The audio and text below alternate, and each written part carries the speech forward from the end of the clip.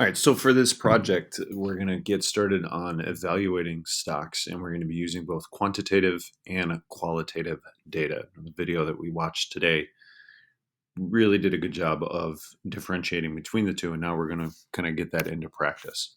So, a quick review of what we mean by the difference between quantitative and qualitative. Quantitative is the most objective measurement that we use. It usually involves numbers or ratios, things like sales, profits, percentage increase year over year, and it can be clearly measured. The qualitative data is a little bit more subjective. It can be interpreted differently by two different people, or I guess the same piece of qualitative data could be interpreted differently. It involves some approximations and characteristics, but it also involves a lot of observations. So, to make a comparison here, a quantitative measurement that you guys are familiar with would be your grade in the class. It involves a number and it's very clearly measured.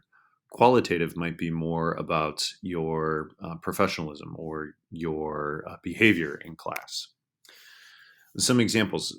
These should be familiar because we've been talking about these. Quantitative involves earnings per share, PE ratio, price to book ratio, dividends, and some others. Sales, increase in sales year over year, new store openings, store closings, same store sales, things like that. Qualitative data is, again, much more subjective. How does the business make money? Thinking about what is the business's competitive advantage in the management structure. Is the business run by sound, able people that are going to be able to manage the company properly, not just today, but in the future?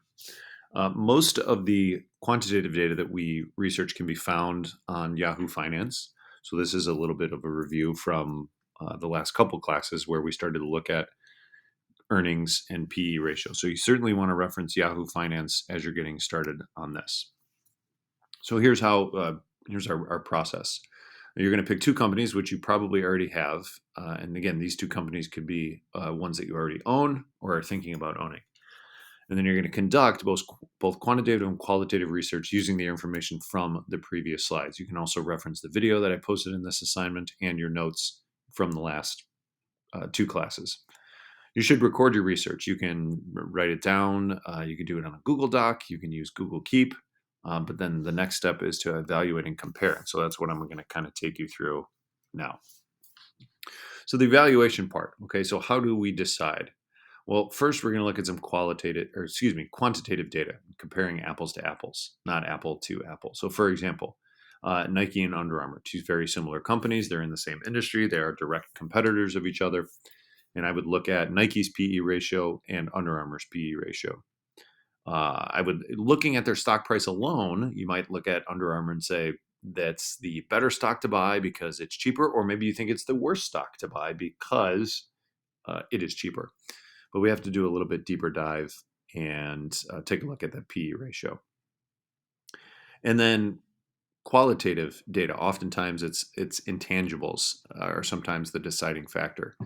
There's this term that Warren Buffett has coined referring to the moat. What does the business have around it that protects its castle? What is its competitive advantage that it has? The example that he provides is investing in a company like Wrigley. Wrigley has kind of a moat around it because the example that he gives is that the internet isn't really going to change the way that you chew gum. Whereas a company like Macy's or a company like Nordstrom, the internet will certainly change the way that you buy clothes.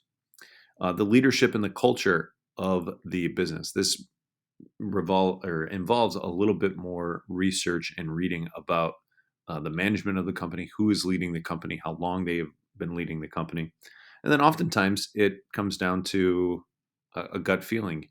How do you feel about the company both today and looking forward to the future? All right, so what are we going to do with all this information? Okay, so again, this is how we're going to compare. You're going to put together a little slide deck and do a comparison of your two companies. So I'll take you through some sample slides that I created, and then you guys can go ahead and get started.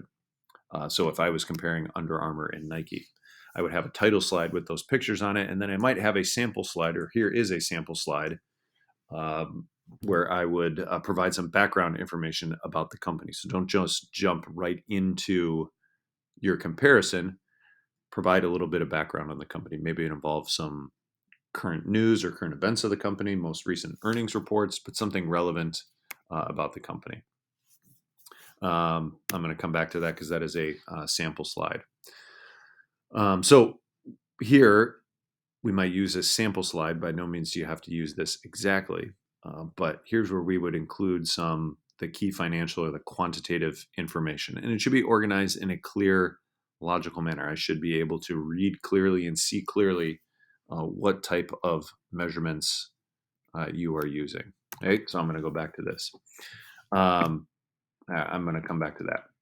Also, include some current event or current news about the company or about the industry as a whole. Again, what are we trying to do here? We're trying to evaluate two similar companies, ultimately making a decision to say, this is the company that I think you should buy, and providing some support as to why. And then some qualitative information, again, organized in a clear, logical manner. What is their competitive advantage? What do they have better? What do they do better that some of their competitors do not? What is the management of the company like? What is the long-term projection? You could maybe even research what some experts are saying about the company, right? And then ultimately, you want to use a slide like this to describe the stock you would have picked or have picked and why.